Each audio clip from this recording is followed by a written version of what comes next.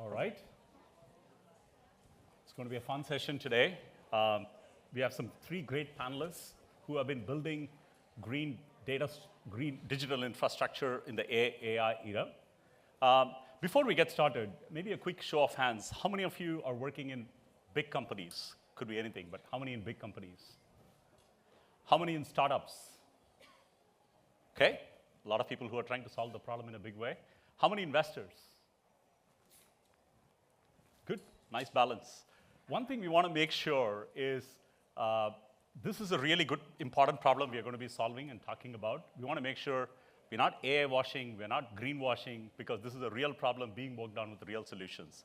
Now, why is this a big problem? Very quickly, data centers are roughly, by any estimates, 1 to 2% of the overall energy consumption. That's a small number, it's not a big deal.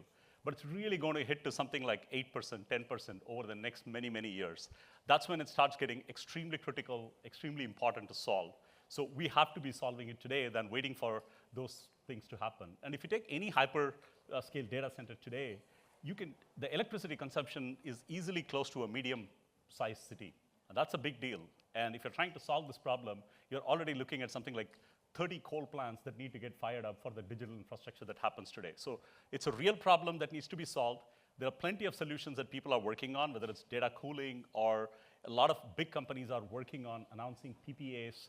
I don't know how many of you saw the news on Microsoft, spending the money, putting an offtake agreement for a nuclear fusion plant. So as many startups are working on sustainability solutions, you really have some of the large corporates working on solving this problem by putting money where their mouth is and really trying to solve the problem in a big way. Now, there are some investors around the table. Why should investors care is one last question before I welcome our esteemed panels. I'm from Khosla Ventures. We've been investing in climate for 18 years, but our founder was a founder of Sun Microsystems. He had invested in a lot of companies, including Juniper, that are part of data centers. So we've seen the AI kind of digital infrastructure, what's happened in the data center. We have also been investing for 18 years in climate tech, including nuclear fusion, grid storage, solar, all of that stuff. Now, finally, we're really seeing how these things are coming together and why a lot of people need to collaborate to make it happen. Without much ado, with that framework which these folks asked me to set up, I'd love to invite the great speakers we have across the spectrum, from running these digital infrastructures to IBM, which was the pioneer in Watson and thinking about AI in a different way, to people who are working on bringing this ecosystem together. First, let me invite Miranda. Miranda Gardiner, she's the executive director of iMason's Climate Accord. Please come on stage.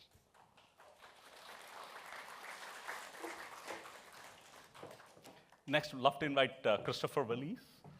He's the VP of Sustainability at Equinix.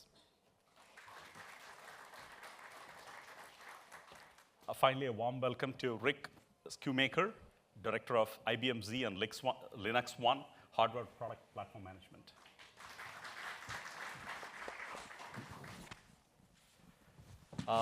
Maybe, Miranda, start with you. Give a 15, 20-second introduction about yourself. Thanks, Rajesh. Hi, everyone. My name is Miranda Gardner. I'm the executive director of the iMason's Climate Accord.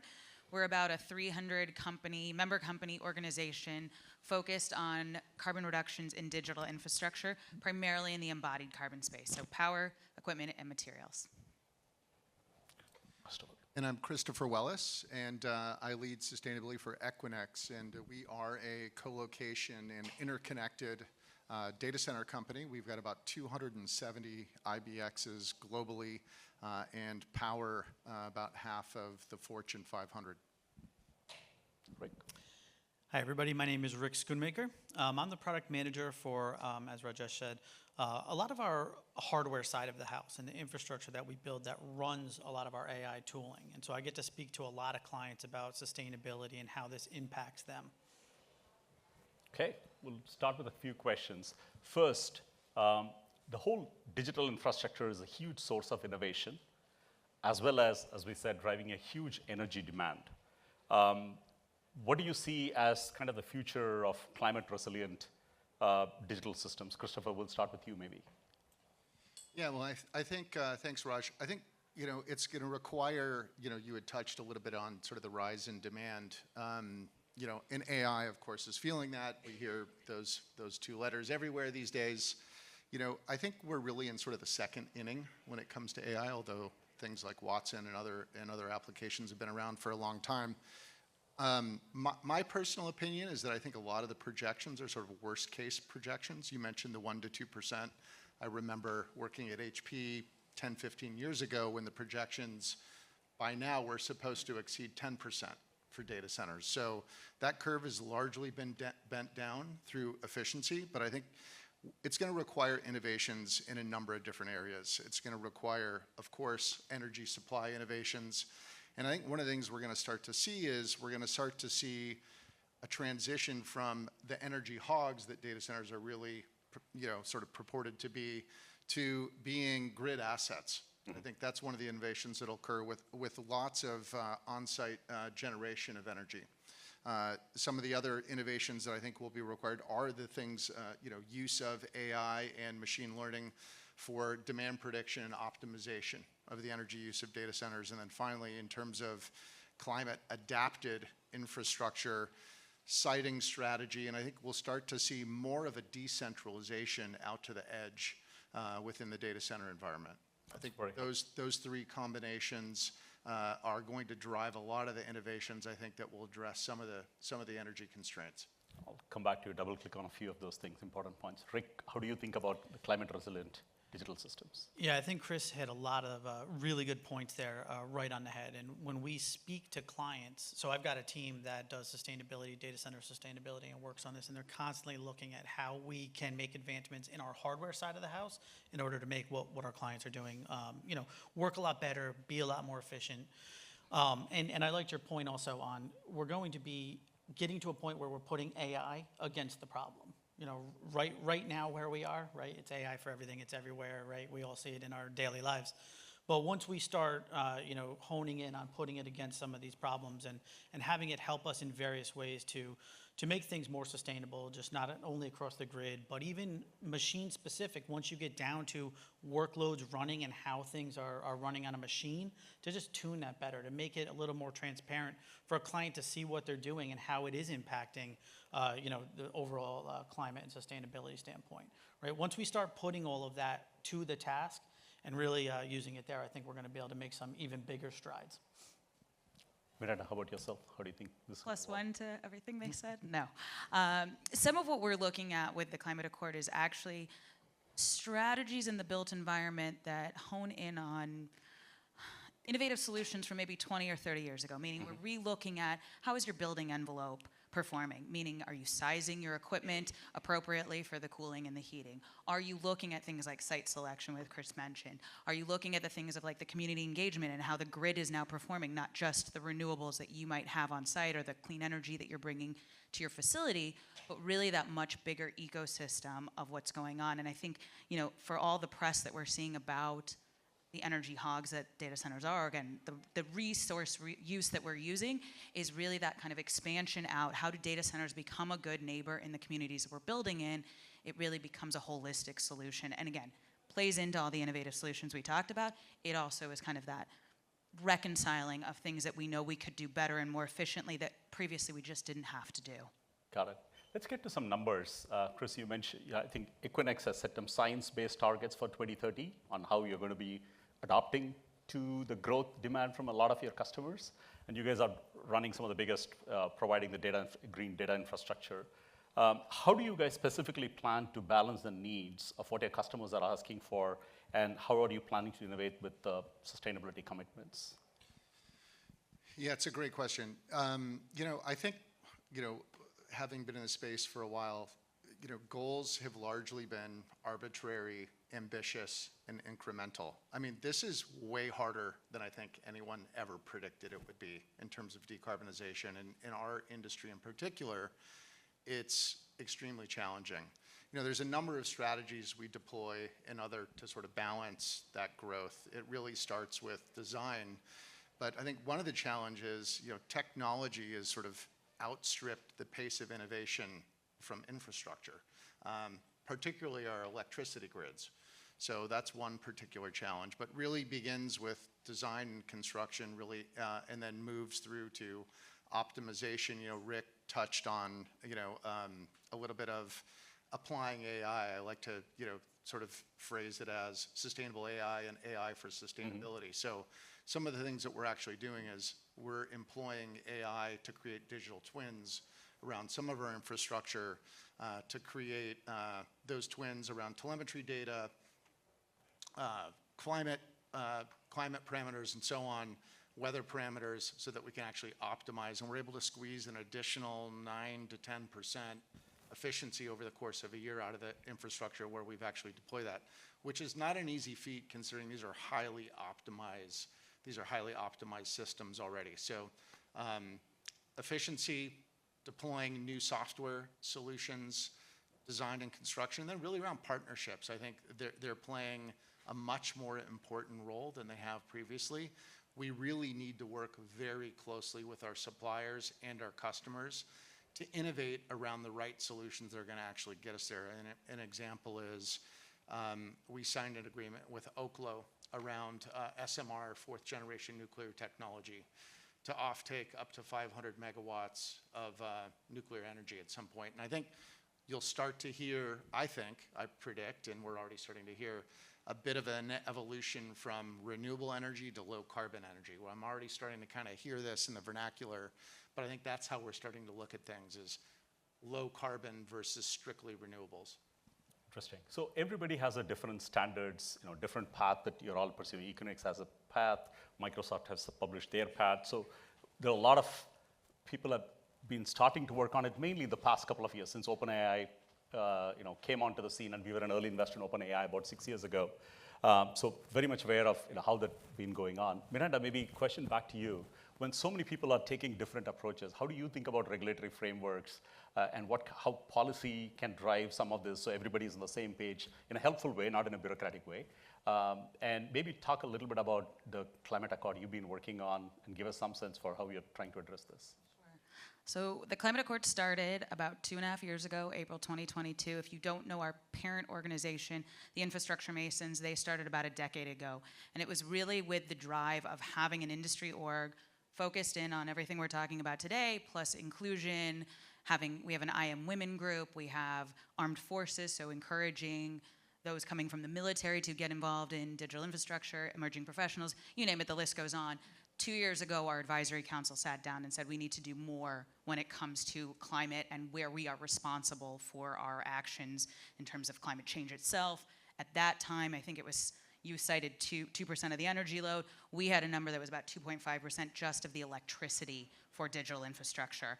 I came on about a year ago, and so all of this was kind of pre-generative AI and that skyrocketing 200, 300, whatever the growth projection was in terms of that initiative, with the goal of the Climate Accord to be an inclusive environment that was transparent and that was looking at collaborative action.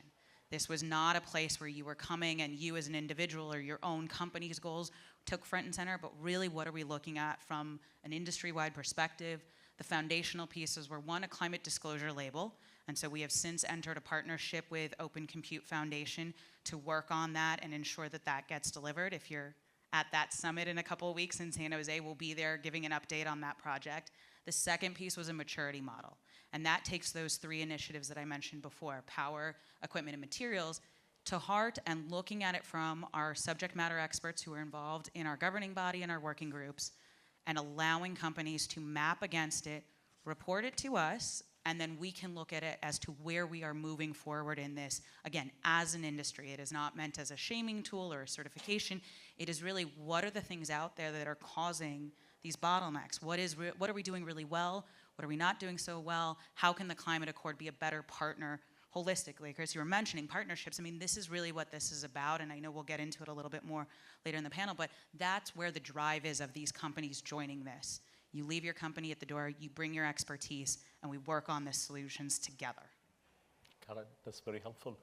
Rick, turning to a little bit, I think Miranda highlighted some of the community-related challenges. As these hyperscale data centers grow, there's a lot of demand for energy, water, noise. Like, how do you locate these in communities? How do you make sure people welcome these as technology innovations, as adding to the economy and so on, versus getting worried about it? There are real challenges, and how do companies think about it? Yeah, I think it's going to be a little bit before they welcome it. That's the dream, I think. Okay. But no, I think we've really got a problem that we've got to solve here, right? We've talked about some of the growth that we've seen in this space, and with hyperscalers doing what they're doing and growing at the rate and pace that they are, and especially as we add AI into it and what they're doing, we've really got to make sure that we take these and place them by renewable energy and make sure that they're getting, using what they've got in from an AI perspective in order to help look at the way that they're using the energy, load balance across not just the machines and workloads they've got, but all the way up through the data center, through the community, through the state. It just keeps going up and up on how they've got to optimize across everything that they're doing. One of the things that we see in this space that my team and I personally work on is kind of a little more specific compute. So it's not quite generic compute, but it's specific compute for certain tasks and workloads. And that helps be more energy efficient and target what they're able to do. And so as hyperscalers, right now it's very much generic compute, right? Gen AI is taking over, it's growing. Giant large language models that we're using for everything. And if we can start to target those and do more domain-specific AI models so that it's not just growing at the massive rate and pace, we can be a lot more efficient with what we're doing from an AI perspective and take that also to the infrastructure and machines that things run on. And we can really make an energy-efficient specific machine for a certain workload that helps a specific client and what they can do. And so as hyperscalers, if they can get more towards a model like that and not being generic everything for everybody, which is going to continue, to have the sprawl and the growth that we're seeing now, maybe we can start to bring that in a little bit and rein that unfettered growth in. Got it. So community is one challenge. The other challenge is certainly the barriers from legacy existing infrastructure, right? Because you're suddenly moving from existing infrastructure, which is very legacy in place, to a much more sophisticated infrastructure, whether it's a type of chips you are deploying, cooling systems that you're deploying, and the cost associated with it, as well as the need for renewable energy. You don't want to be opening up a lot of coal plants in order to drive these data centers. That doesn't go very well. So, Chris, you're right in the middle of all of this as Equinix looks to scale up. What are some of the big scaling challenges you have? And every challenge is an opportunity for other companies in the ecosystem, for startups in the ecosystem to work with you and solve those problems over a long period of time. So how do you guys think about scaling these challenges? Yeah, well, first, I'd love to sort of punctuate something that Rick said, because I think it often gets overlooked in the space, is really software. So architecting software for low carbon performance. I think that's something that AI also presents a huge opportunity around. So I think that's going to be really important. You hit, I think, a number of different elements, Raj, that make things complicated in the space. Legacy infrastructure, for instance, not all of our international business exchanges, or IBXs, as we call our data centers, are greenfield sites, right? We have a number of inorganic acquisitions, and we equinize those locations. So certainly that's extremely expensive, and you're optimizing for older infrastructure. The other aspect is just the availability and presence of green electrons. They're not available everywhere, so that presents another challenge. And then, a third is really a policy challenge. I mean, the incentives don't necessarily exist everywhere to build out a highly sustainable infrastructure. And capital costs are often much higher for sustainability related approaches, although that tend to pay off over time. The upfront costs can be quite significant if you think about things like liquid cooling, for instance, or low carbon building materials. So sort of convincing leadership to invest that additional capital cost upfront can also present a bit of a challenge. And I think this all bleeds into really sort of what Miranda does, right? So I think one of the things that we've seen is the evolution of a broad, large number of different organizations that were trying to tackle complicated things around climate, to a fewer selected, very tactical organizations. And I think iMasons represents one of them. I used to be at AWS, and we were participating kind of in the early days of the Climate Accord. And I think really finding those organizations that help get that flywheel moving and create the right traction in a pre-competitive way, where you're really able to create the right tactics which are going to drive progress in the space. Like I said earlier, I mean, I think things have been sort of incremental, but it's way harder than anyone ever expected. Sure. And I think we're starting to see that now with the low single digits in terms of companies that are actually making meaningful progress. And then some of the other hyperscalers have recently, published their numbers and how far off they are in terms of their targets. I think it's not just our industry, it's all industries, but really focusing on those partnerships that, and those organizations that are gonna help you to create those foundational elements that'll help to drive your tactical approach. So the next question has to be for Miranda. Chris mentioned her so many times. You got to come in to solve the collaboration between a lot of. I paid Chris to say that. This was the tee up. So how do you solve these collaborations? How do we solve this? Well, luckily, I have a really wonderful governing body that it has representatives from AWS, Microsoft, Google, and Meta, as well as Digital Realty and Schneider Electric.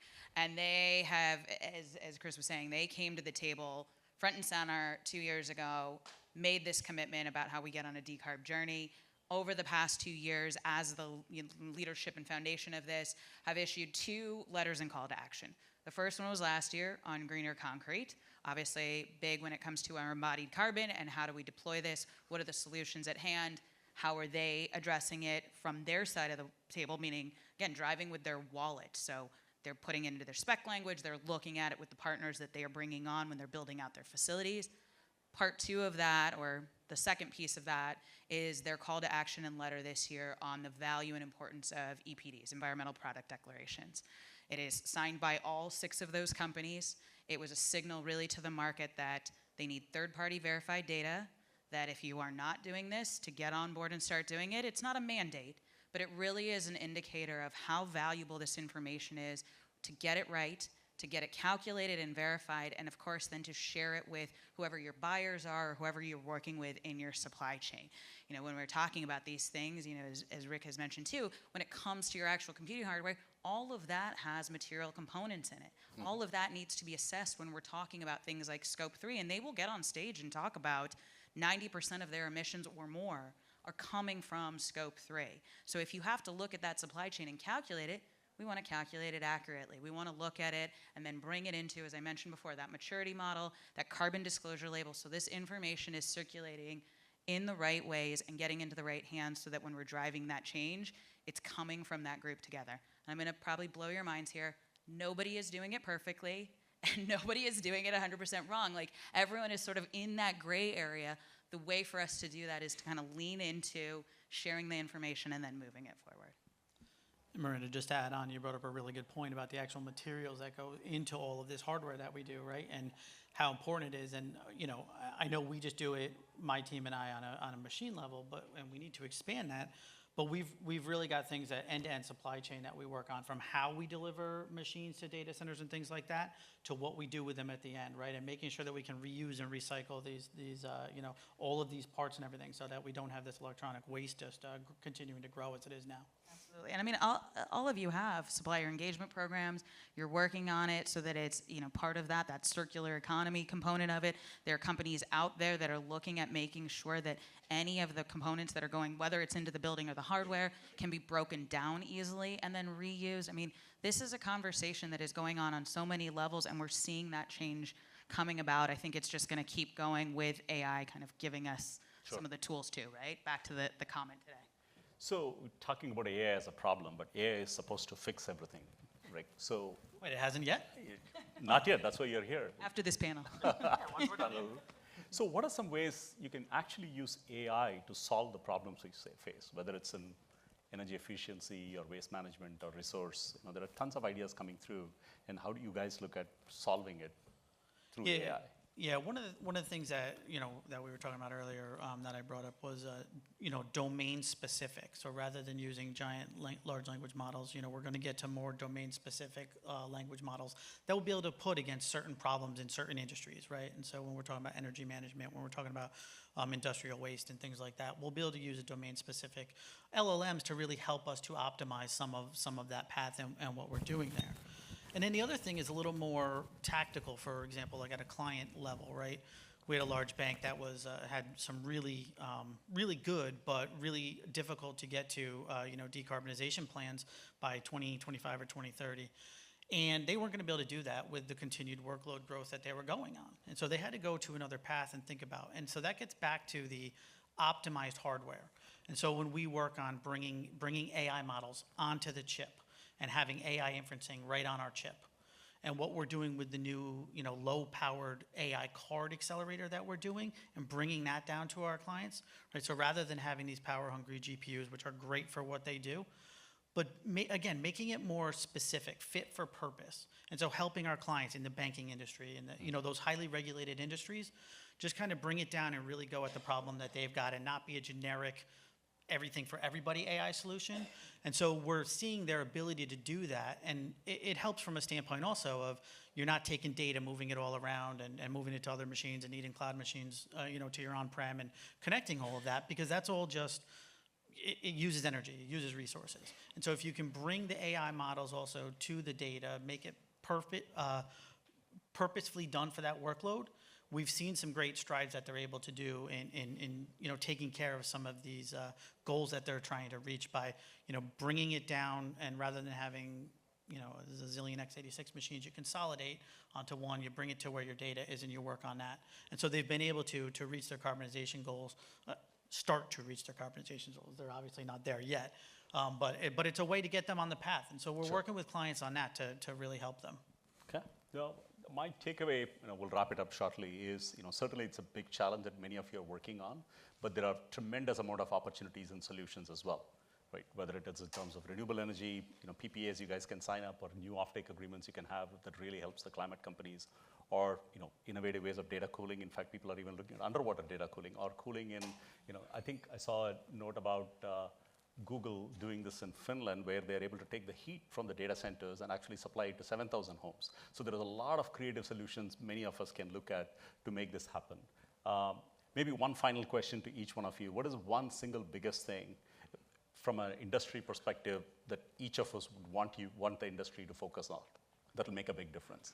Start with you, Miranda. Invest. I know we all want this to be a cheap solution or an easy solution or financially viable, and it will be. There is ROI on all of this, but it comes at a cost right now. We have to change the way we're doing our business. We have to change the way we're building. We have to change the way we're using any of this equipment or these facilities. Again, this comes, and I say this as a cost, meaning financially, manpower, again, the time and effort. But those paybacks are really critical. We saw what was happening this summer with our temperatures going up. We've seen, if anyone's paying attention, to Brazil and what's going on in the rainforest in terms of fires. This is all part of the climate change that's going on across the world, and we have a huge responsibility in this industry to do that. So take a look where you're spending your capital, where you're spending your time and effort, reinvest it into some of these solutions we talked about today, or what you're learning at this whole week, and think through that, because I have no doubt that in the next 5 years, if we put our heads to it, we can get to these solutions. Rick, want to go next? I think the biggest thing that I've seen, and this makes me very optimistic, seeing all of you here and seeing people who care about this, but we have to get everyone else to care as well. Too many clients that I go and see and talk to, it's not my problem. There's a chief sustainability officer, he has to worry about it, or the next administration will worry about it. A little better in Europe from my personal experience, and we've got some catching up to do here in the U.S. And then, like Chris said, right, it's carrying all the way up the stack. I think there's a lot we can do from a software perspective, right? It's not just a hardware and infrastructure perspective. We can do a lot more and be more efficient at a software stack level. Just to date myself, I used to be an old assembler programmer when I first started. We optimized everything. Now you just go, because you assume that infrastructure is going to be there, you can grow forever, not have to worry about it. And so we've gotten into some bad habits, I think. And so if we really try to optimize and get people to care in what they're doing, I think we can make great strides. Chris, last. One word, huh? So that's a tough one. I would say, push, right? We all know we need to move faster, right? So whether it's suppliers, and we need to really push our suppliers to do more, whether it's providing the right data that we need in order to make the right procurement-based decisions, whether it's pushing energy suppliers to produce more green electrons and sort of rethink the grid. And one thing that we didn't really touch on is also push from a policy perspective. I think that's a really key element. I mean, governments are responding to their constituents around their concern for the environment, around their concern for climate.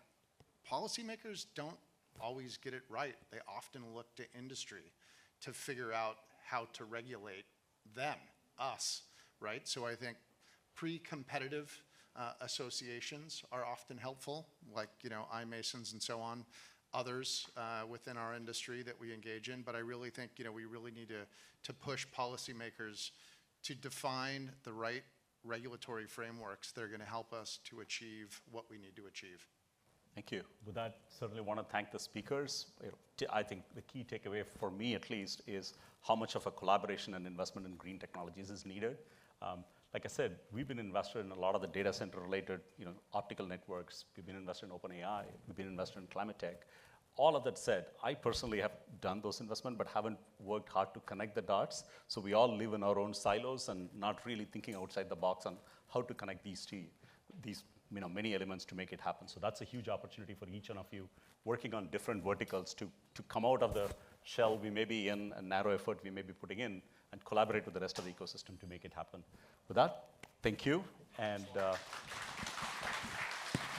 want to welcome to the stage Luke Herbert, Executive Director for International Communications at the Climate Group, and Hamid, Managing Director and Senior Partner at BCG. Great, thank you. Yep. Okay, yep. Yeah, and you've got a mic, great. Let's put that there.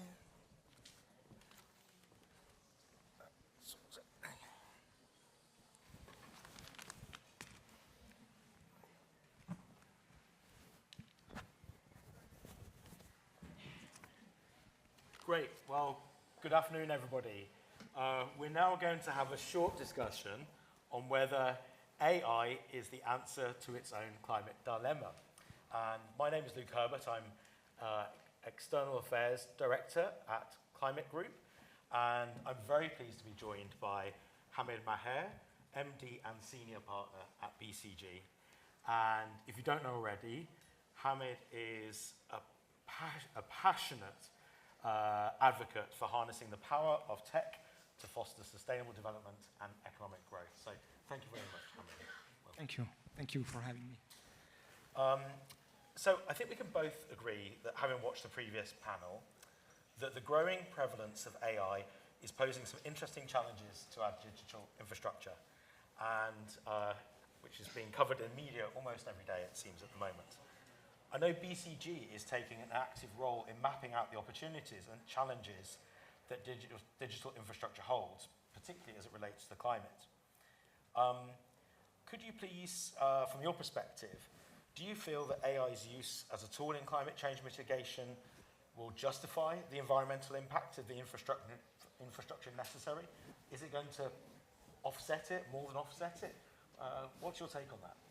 Thank you for this question. It's an interesting one because I would like to first put that into context, because technology and energy have been, in history, the driver of revolutions, combined together. Each time we had a revolution, we had one of the two or the two combined. Here again, we are at the eve of two revolutions in the making, and that are involving technology and energy. The first one is a must. It's the climate transition, which require a transformation of the energy system. Not an easy one, apparently. The second is a promise, the AI revolution. The first one is pretty, we have to do it. Mm-hmm. The second one is a promise. The AI revolution, we promise fantastic productivity gains. It opened new horizon for our civilization sometime, we hear that. But it requires a massive amount of energy, massive. So a lot of questions are currently debated, saying, how much energy do DC really consume? What is the part of AI? Is it sustainable? Is it green? Does it help or hurt the climate and energy transition? And then, is it worth it? So, hence your question. So first, if you think about how much energy do data centers consume and what is the part of AI? First, at the macro level, it's not that big today. If you compare with transportation, if you compare with the other sectors, heating, etc., etc. But it is the one of the largest source of new demand. The other we're trying to convert. This one is a new demand. And it's going like this through the end of the century. So it's quite important. So 2019, 2022, you take the number, the growth is 12%. It has no surprise accelerated since the advent of Gen AI. And it's projected to accelerate to 13 to 18%, which is quite significant.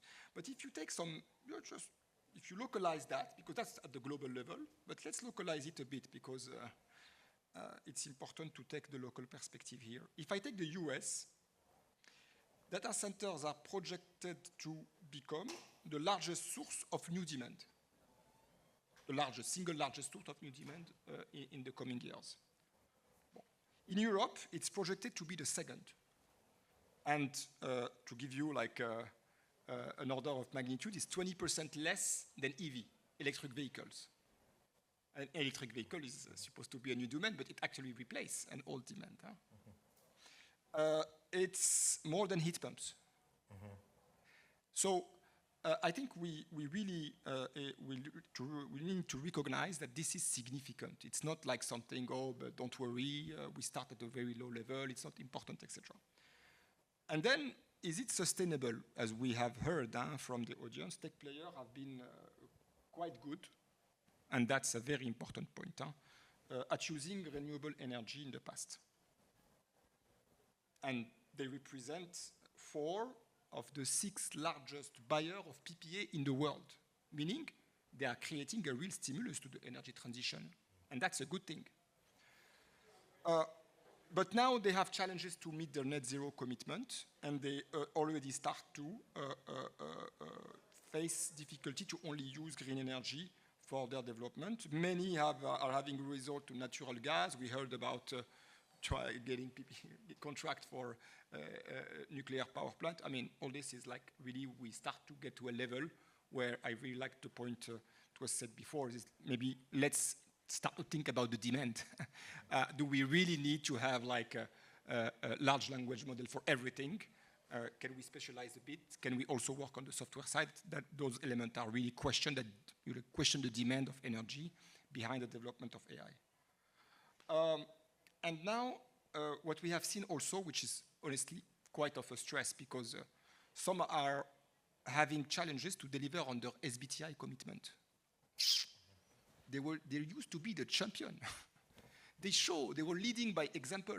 So when you hear about those tech players saying all of a sudden, we're not going to make it, it's actually quite of a shock. So the paradox we are in, the demand from tech players is a good thing to accelerate the development of new renewable energy. And at the same time, there is a real risk that this new demand overcrowd the need of other buyers, because we still need to convert to renewable energy all of the other sectors. So it's a challenge, and the amount of capital available, invest, as you said, is limited. Yeah. So can I ask, that's on the demand side, but in terms of the use of AI, the opportunities to drive positive climate impacts, what examples would you give that you think are the leading ones and some of the strategies that companies have adopted to drive innovation in those areas? So it's a very good question. And we need to also be clear about, I will be talking now about the AI of today. Because all these millions or billions of dollars and the huge amount of energy is also a bet to develop new abilities for AI in the future that we don't have today. It's a big bet. It's a hope. But AI today. So AI on the mitigation side, it's really useful. I mean, for optimizing operations, optimizing the energy system, being able to work on the complexity of scope 3. Oh, okay, that's very good. AI today can also help you on adaptation. If you are able to develop AI models that give you better weather prediction, if you are able to leverage AI and satellite data and imagery to be able to accelerate adaptation and resilience planning, this is very good. But frankly, this, if we put it in front of the energy demand of AI that is invested, I mean, we're not talking about exactly the same thing. But now, if I project myself in the future, I do believe AI has a fantastic, if we believe in the development of AI, if you believe in the new ability of AI that will emerge from all these years of investment that we are putting in. For example, agentic ability. So if I take the energy system of the future, if I close my eyes and I see 2050, we have a green energy system, distributed production, we have intermittence everywhere, we have connected device and connected systems that can communicate. AI can, if we develop those agentic abilities, become an orchestrator for, at the regional level, at the national level, to be able to take the most out of AI. Those elements requires that we start to invest on AI development for specific sectors. Because if I take today and I step back a little bit, of course, it's difficult to, let's say that developing LLM, general language model, and asking if the sky is blue or creating images will actually generate a positive impact for a transition. I'm not sure. Maybe it's a necessary step. Then I'm okay. But then let's make sure that the effort we have done with operational research in the 70s, in the 60s, on the energy sector, which yielded massive productivity gains, we start doing that now. Yes. Because building the energy system of the future, we can have tech companies and energy players start to invest because they are part of the same dilemma between the climate transition, the energy transition, and the development of AI, and they have like common interest in making it work. And I think it's going to be interesting because if you look at the amount of attention, interest, investment into AI versus, say, energy efficiency and the double down objective that was agreed at COP last year, you know, if this can reach across to deal with that, this could help drive huge gains in that area where it hasn't really captured people's imagination as much as we would like for many years. I've got a final question, actually, if that's okay. So this is a fast-moving space. What do you see, Hamid, as the most significant challenges that companies will face in the next few years? And what are the skills and capacity building that are required to enable them to address those? So I do believe in any case having upskilling at scale for talent is very important because you can end up investing in those new technology or fail to invest in the transition of your energy system. So the two revolutions, they require massive investment in upskilling. And BCG, we invested a lot on those two topics. And honestly, without that, you can say wrong things and you can take wrong decisions. And this is valid at the corporate level, but it's also valid at the policy making and the policy and the decision maker level for states, etc. So it's very important. Those two domains have accelerated so fast that we need to catch up. That's the first element. Now, if I take some of the one element that I believe can also be added to what has been mentioned before on how to solve that dilemma of the energy demand, the hope of the AI revolution, and the challenge of the energy transition. I do believe that we have two elements that can be leveraged. The first one is digital public infrastructure. And the second one is open source. I do believe that we don't necessarily need to have thousands of LLM consuming 1,000 times more energy. And if we bring people together to work on non-competitive layers, there is a huge optimization in that. Of course, I remind everyone that OpenAI was open source and before it was not. So that's an important element. So trying to mutualize as much as we can what is not competitive and leaving the company to compete on layers so we avoid to demultiply the energy demand, the hardware demand, et cetera, which has a huge impact on our environment. And also, I believe also it helps to bring, let's say, to accelerate the advent of useful AI use cases. Useful for the economy, useful for the climate transition, useful for the SDG. I believe leveraging open source community is really important. I'm still very, always very amazed by what the Linux Foundation is able to deliver with the budget they have and the resources that they mobilize. So I believe in open source we have frugality because we have this mutualization layer and we have, let's say, the focus of hundreds of thousands of contributors that make actually de-risk the innovation process of AI.